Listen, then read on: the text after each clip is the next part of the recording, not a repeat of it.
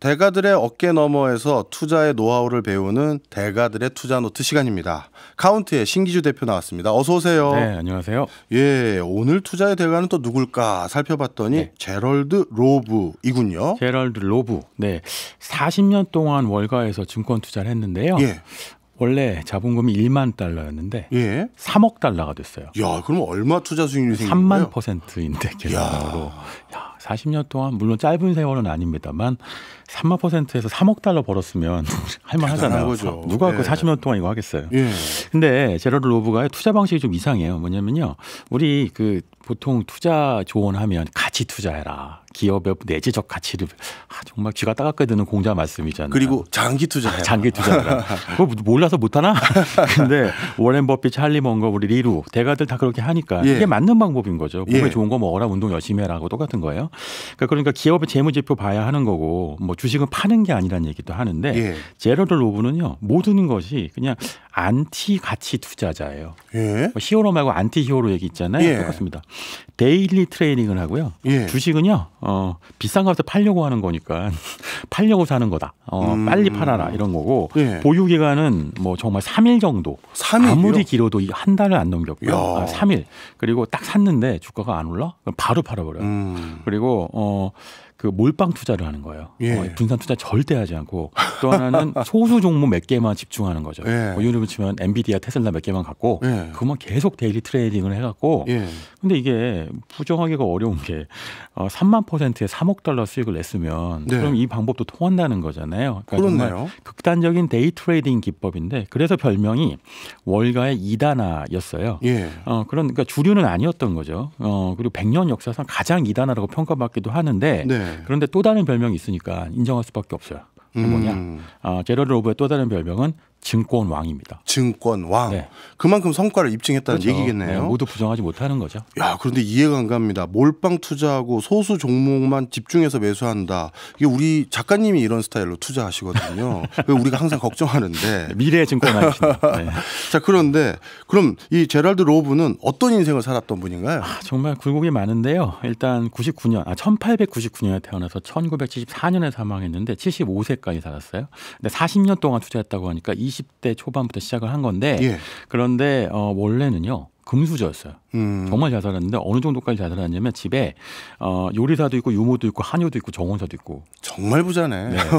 근데 뭐 줬다 뺏는 게 가장 고통스럽잖아요. 아, 중간에 또 굴곡이 있군요. 1906년도에 샌프란시스코 대지진이 일어나요. 예. 그래갖고 전 재산이 날아가고 집안이 거덜납니다. 음. 당시에 뭐 보험도 들었다는데 옛날 보험이어서 그런지 화재 보험이어서 자연재해 보험 보상이 안 됐대요. 아.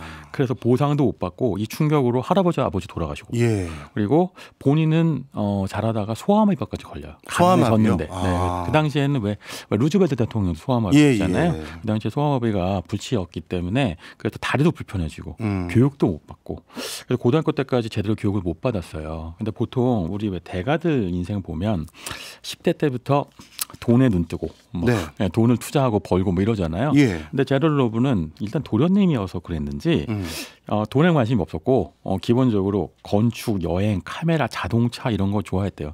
돈이 없어졌는데도 옛날에 놀던 기질이 있어서 나 이런 거 사는 게 인생의 낙이지 뭐 이렇게 하고 살았었고, 예. 신문의 경제면도 안 보고 주식 뭐 채권 이런 거 아무것도 모르는 상태로 20세가 되는 거죠. 예. 이거 보면 이런 사람은 돈을 버는 사람보다 그 소비 요정이 되잖아요. 돈을 쓰는 사람. 국가 경제에 이바지하는 사람이죠. 그러니까요. 예.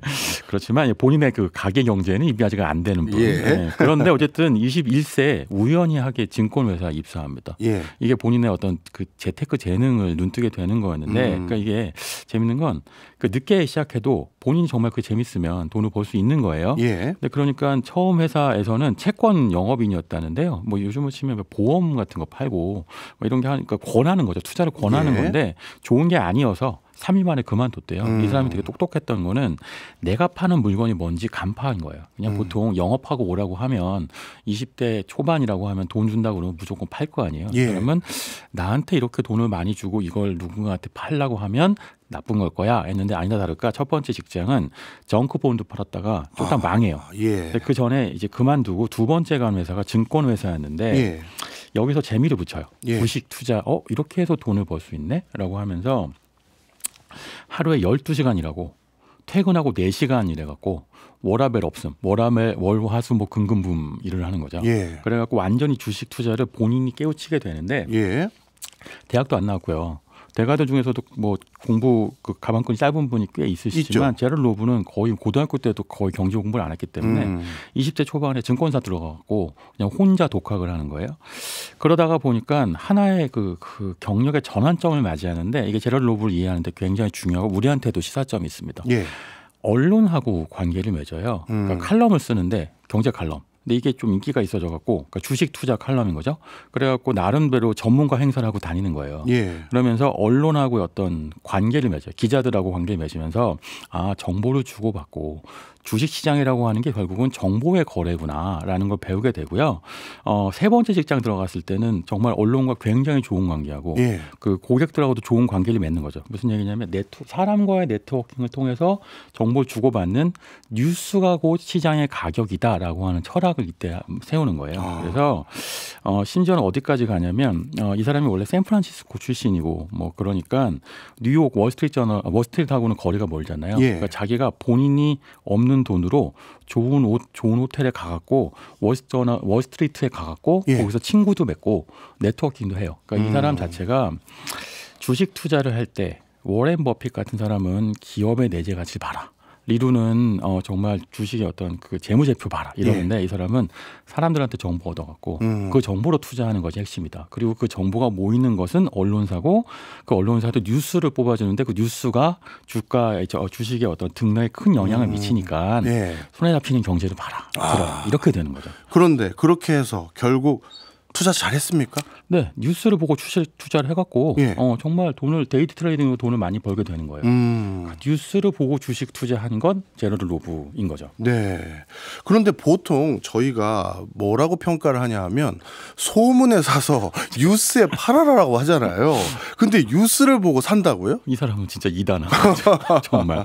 그러니까 이게 참 재미있어요. 이걸 좀 분석해 드리면 되는데 자신만의 그 제러드 로브의 그 분석 방식이 있었어요. 예. 말씀하신 것처럼 소문에 사고 뉴스에 팔라고 하잖아요. 근데 보통 예상된 뉴스에 이제 사람들이 반응하곤 하는 거죠. 근데 시장이라고 하는 건 미리 선반영을 하니까 그러니까 시장의 움직임은 뭐 한두 템포가 늦는 것이다. 이걸 이제 제럴 로브는 뭐라고 표현하냐면 뉴스의 그 주가가 연동하는 거는 그냥 예정일에 애가 태어난 거야.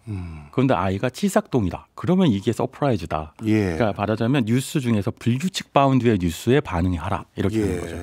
대표적으로 그리고 그 다음에 얘기하는 게 뭐냐면 그런 불규칙한 뉴스는 시장을 패닉하게 만들고 주가가 흔들리게 만들죠. 예를 들면 지금 엔비디아가 굉장히 잘 나가지만 갑자기 어떤 자연재해나 어떤 뉴스가 있으면 시장이 예측 못한 거니까 갑자기 주가가 폭락하거나 변동이 있을 수 있잖아요. 그럴 수 있죠. 엔비디아 공장이 있는 곳에 큰 지진이 났다. 그러면 엔비디아 주가가 출렁이겠죠. 근데 하지만 오늘 엔비디아가 신제품 발표했다고 하는데 알았던 거야. 그건 선반영됐어 하고 주가가 변동은 안 하잖아요. 그러니까 예정일에 애가 태어난 건 뉴스가 아닌데 예정일에 안 태어나면 뉴스다. 그때 반응하라는 거고요. 근데 거기서 그런 불규칙 바운드의 뉴스가 나타나면 어떻게 하라는 거냐면 지금 시장이 그 불규칙한 바운드를 감쇄할 수 있을 만큼 강세장인 약세장을 보라는 거예요. 그러니까 예를 들면 이런 얘기를 했는데 본인도 투자했던 것인데 1963년 11월에 케네디 대통령이 암살당해요.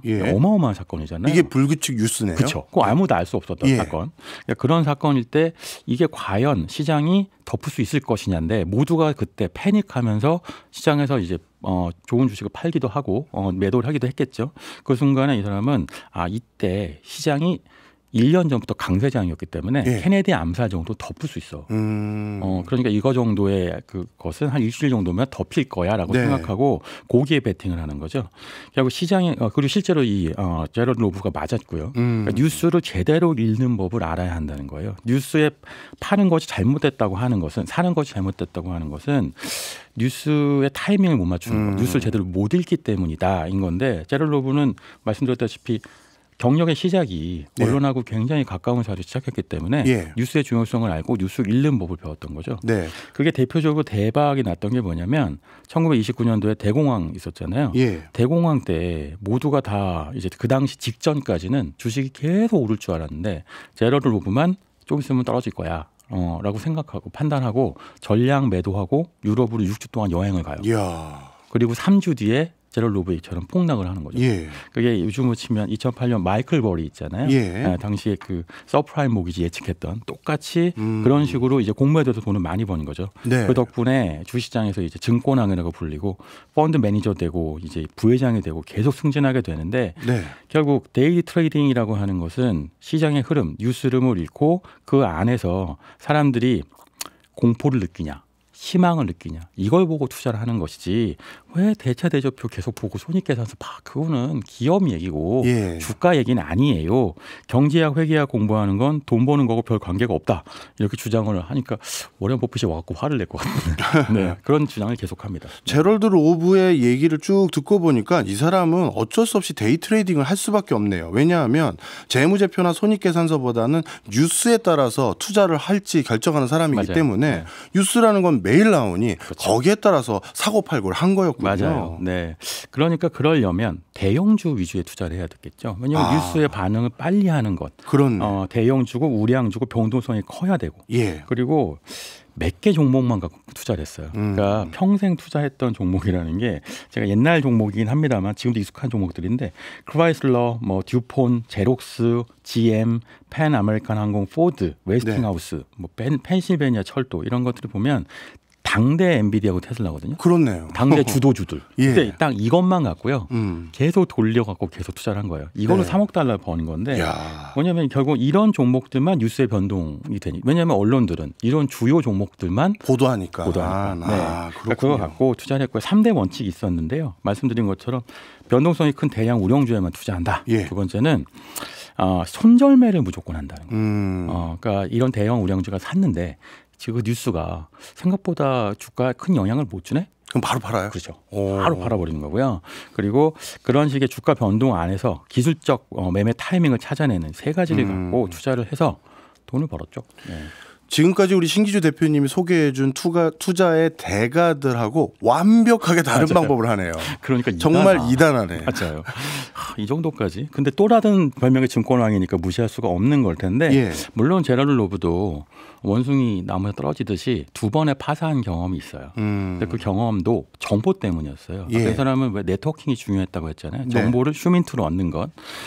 시장에 알려지지 않은 내부자 정보를 이용했는데 두 번.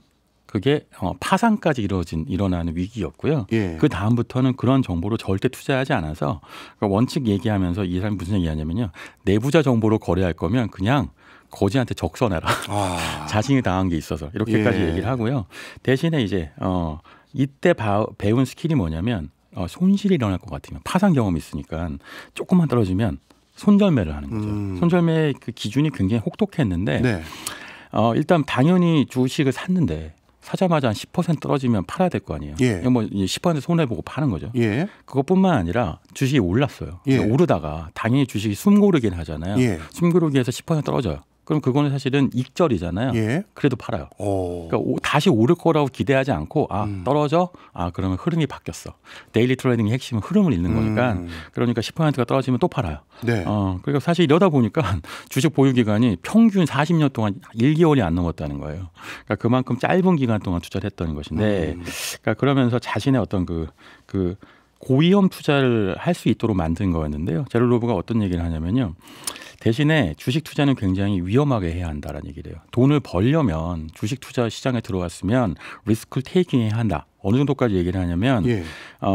최소 100% 이상 수익이 나겠다는 적극적인 마인드가 아니면 주식시장에서 살아남을 수 없다. 이렇게 얘기하고요. 예. 지금은 이건 코인 투자 시장에서 적용된 얘기일 텐데 그렇죠. 그리고 또 하나는 최소 2배 수익이 안 나면 그러면 인플레이션하고 세금 고려하면 남는 게 없는데 뭐하러 하니? 근데 이거 정말 실제로 투자해 보신 분들은 경험하시는데 수수료 떼고 나면 뭐야 이거 남은 게 없잖아 이런 경험들 하잖아요. 그러니까 이게 뭐냐면 그 대신에 손절매가 있는 거죠. 무슨 얘기냐면 이런 식의 리스크 테이킹 투자를 하되 위험도가 높아진 것다고 판단된 것 같으면 바로 빠져버리는 투자를 하는 거고 예. 그 덕분에 투자 자금을 지킬 수 있었던 거죠.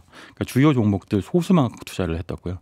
그것도 세 번째 원칙이 있는데요. 이 뉴스를 잘 보라는 게 있고 또 네. 손절매 해야 된다는 게 있고 세 번째가 뭐냐면 현금 보유량이 항상 많았다고 해요. 그러니까 주식 계좌에서 보면 왜 주식 보유량이 현금 보유량보다 많게 되는 경우들이 종종 있잖아요. 아주 많죠. 사다 보면 많이 샀네 이런 네. 쇼핑하듯이. 근데 실제로 주식 현금 보유량은 기회이기 때문에 타이밍이 왔을 때 데이 트레이딩 하는데 타이밍이 왔을 때 못 잡으면 안 되잖아요. 예. 그러니까 타이밍이 와서 잡으려면 주식 보유량보다 현금 보유량이 항상 많게 유지돼가 돼서 이분은 계좌 안에서 항상 주식이 적었다고 해요. 오히려 현금보다. 네, 네. 트레이더인데도 그게 쉽지 않은데, 그러니까 사람 아시다시피 투자하다 보면 유혹에 빠지잖아요. 이것도 네. 좋아 보이고 저것도 좋아 보이고 돈이 있으면 절대 그렇게 하지 않고 항상 현금이 많았다고 하고요.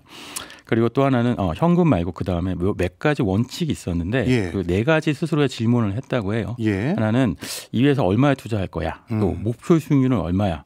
리스크는 얼마야. 그리고 얼마나 오래 보유할 거야. 이 네 가지를 스스로 자문해서 여기서 예스가 나오면 그때 투자했다고 합니다. 나름대로 자신이 세운 원칙 아래서 철저히 그걸 지켜왔던 게 데이 트레이딩, 즉 매일 사고 팔고 있는 그 주식시장에서 오랫동안 살아남은 비법이네요. 그렇죠. 사실은 굉장히 고위험 투자라고 할 수 있잖아요. 뭐 기업의 가치 투자라고 하는 건 어떤 면에서 보면 리스크를 가장 낮게 가져가서 가장 오랫동안 투자하려는 방식인데 데일리 트레이딩은 그게 아니잖아요. 예. 정말 어떤 변수가 나올지 모르니까 일종의 정말 뭐 심하게 얘기하면 도박 같은 갬블에 가까운 투자일 텐데 그걸 위해서 하는 것 중에 하나가 10% 뭐 솜솔매도 얘기했습니다만 충동적인 투기보다 습관적으로 투자해라는 얘기를 하는데 예. 트렌드를 계속 읽으려면 시장에서 계속 끊임없이 그 반응성을 봐야 한다는 거예요. 예. 그러니까 시장을 떠나지 말라고 하는 것. 네. 그것도 굉장히 중요한 원칙이었습니다. 그런데 우리 같은 개인 투자자들 입장에서요, 이 사람이 트렌드를 읽고 투자할지 말지를 결정하는 가장 중요한 힌트가 뉴스였는데 네. 우리 같은 개인들은 뉴스만 보고 주식 매매를 할 수는 없잖아요. 그러니까요. 근데 또 바꿔 들어보면 예. 뭐 개인 투자자들은 뉴스 말고 기업 정보에 대해서 알만한 새로운 재료가 뭐가 있어요. 물론 기업 분석, 재무 분석 하죠. 예. 그리고 뭐 많은 이제 좋은 전문가분들한테 뭐 조언도 듣기도 하죠. 네. 네. 요즘 뭐 미디어도 많으니까. 그렇지만 그래도 결국은 반응하게 되는 건 뉴스일 수밖에 없는 건 현실. 주식 종목 들어가서 다시 마찬가지일 텐데요. 네.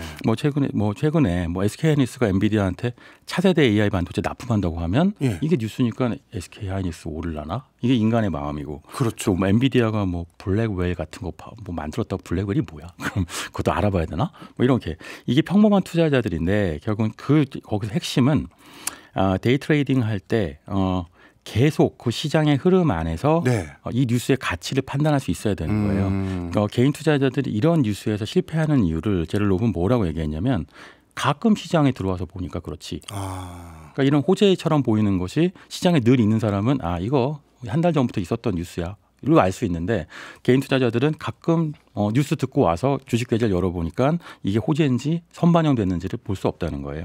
제럴 로브가 갖고 있는 그 데이 트레이딩의 5번째 원칙이 뭐냐면 예. 일벌레여야 된다는 거였는데 예.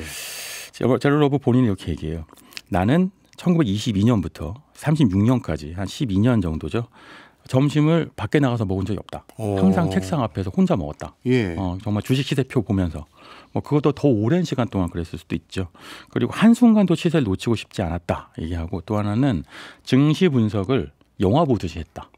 예. 그러니까 항상 재미있게 보면서 항상 눈에 띄지 않으면서 요즘 주식 투자하는 분들 중에 스크린 여러 개 놓고 하시는 분들 있잖아요. 예, 있죠. 당연히 그런 식으로 계속 눈을 떼지 않고 하루 종일 24시간 트레이딩만 했다는 거예요. 예. 이렇게 하니까 말하자면 어떤 호재가 선반영됐는지 아니면 불규칙 바운드인지를 알 수 있었던 거죠. 네. 어떻게 보면 뉴스를 계속 추적해야 되다 보니까 자연스럽게 책상 앞에 앉아서 다양한 뉴스를 모니터하고 즉각적으로 반영해야 되다 보니까 일벌레가 될 수밖에 없는 상황이기도 했네요. 일벌레가 아니면 데일리 트레이딩을 할 수 없다였는데 예. 어느 정도까지였냐면 보통은 가치 투자자들이 그 주가 변수에 잘 안 넣는 자연재해 이런 변수에도 굉장히 예민했어요. 아니 자연재해 왜 이렇게 예민합니까? 그게 그 본인이 어렸을 때 샌프란시스코 대지진 때문에 집안이 풍비박산이 나잖아요. 예. 그래서 자연재해의 무서움을 아는 거죠. 그러니까 이게 실제로 인생에서 일어날 수 있다는 거예요. 근데 보통 가치 투자자들한테는 이런 식의 어떤 시장 외생 변수,